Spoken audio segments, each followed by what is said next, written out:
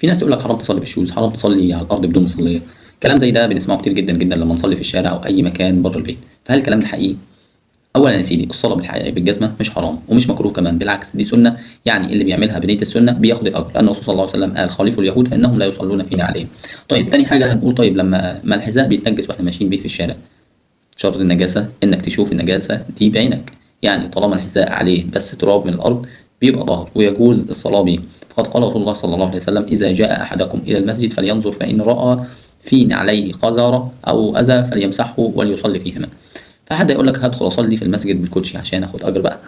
لا، ما هو هنا بقى ما ينفعش، لان كده هتوسخ السجاد وهتاذي بقى الناس اللي بتصلي.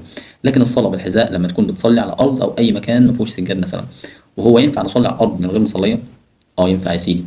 ليه بقى؟ لان ده من الحاجات اللي اختص بيها ربنا سبحانه وتعالى امه محمد صلى الله عليه وسلم.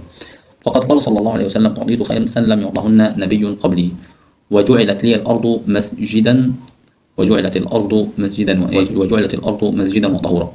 في الامم السابقه طبعا عشان يعني كانوا لازم يروحوا مكان مخصص للصلاه، لكن ربنا سبحانه وتعالى انعم على امتنا ان هو ايه، انه جعل لنا كل الارض مسجد، فيجوز تصلي على الارض طالما ما شفتش عليها نجاسه بعينك.